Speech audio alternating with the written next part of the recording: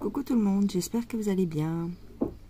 Je vous fais une petite vidéo pour vous remercier de tous vos messages de soutien parce que comme vous le savez, ma petite chienne Noémie est morte dimanche dernier.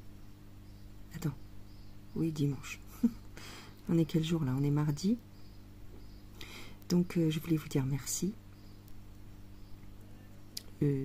Voilà. Je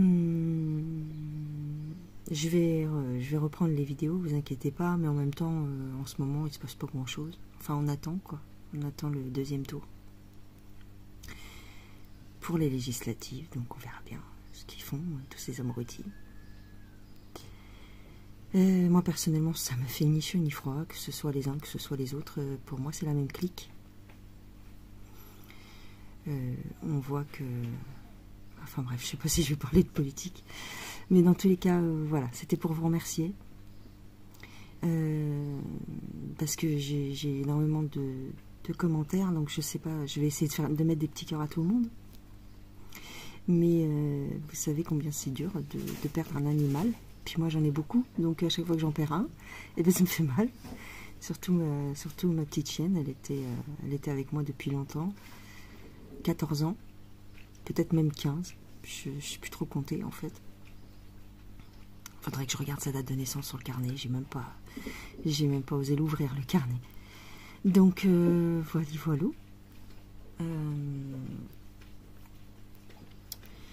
Sinon ben, c'est tout. Donc comme je le disais sur la chaîne secondaire, j'ai rangé, je vous le dis à vous, donc j'ai rangé toutes ces petites affaires, enfin, voilà quoi. De toute façon, je sais qu'elle va être mieux, j'en sais rien. Mais ce qui a été le plus dur, c'est que je l'ai vue souffrir, donc je l'ai vue partir, elle est partie dans mes bras, dans mes mains, parce qu'elle était toute petite. Elle faisait 1,5 kg, 1,5 kg, hein. Petite chihuahua. Donc, ben, je l'ai vu agoniser en fait. Donc c'était... c'est ça le plus dur. C'est ça le plus dur. Parce que tu peux rien faire. Tu peux rien faire, tu peux pas... faire du bouche à bouche. Je sais pas le faire. Sur un animal, c'est compliqué. Et puis en plus, pourquoi faire? Parce que c'est pour qu'elle souffre. Parce que les derniers temps, elle se traînait, quoi. Elle commençait à être paralysée du train arrière. Elle était aveugle. Ou alors pratiquement, quoi. Elle voyait juste des lumières, je pense. Elle était sourde. Elle entendait plus grand-chose. Quand on l'appelait, tout ça, elle réagissait pas. Voilà. Donc, c'est mieux dans un sens, mais ce qui me hante, on va dire, ce qui me tracasse beaucoup, c'est le fait qu'elle était perdue, en fait. Au moment où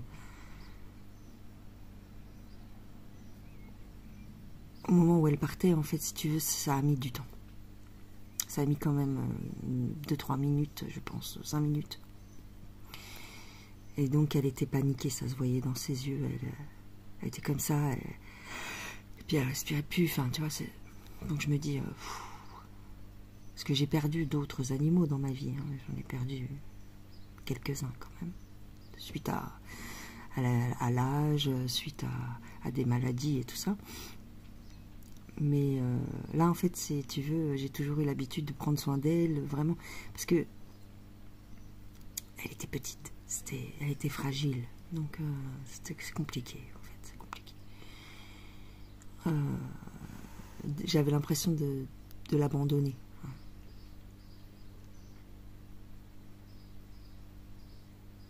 Et puis le fait qu'elle...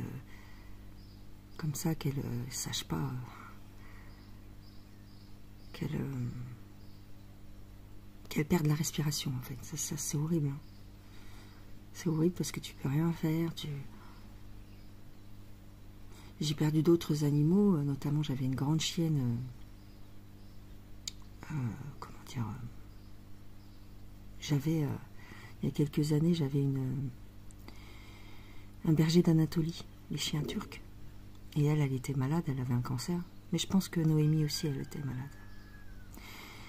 Elle était malade parce qu'elle avait un kyste, dans l'estomac. Bref. Et donc ma chienne turque, quand elle est décédée, elle a pas mis beaucoup de temps en fait. Et je ne l'ai pas vue perdre sa respiration, tu vois, paniquer parce que t'es comme si tu te noyais. Donc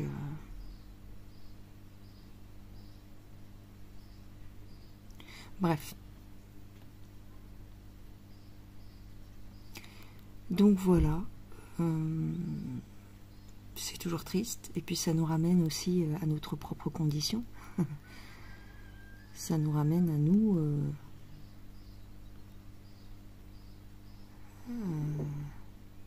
à notre... comment on appelle ça? On est tous amenés à mourir, quoi. Tu vois? Donc c'est compliqué. Puis alors j'ai d'autres animaux, et puis j'en ai un autre qui commence à être âgé, donc...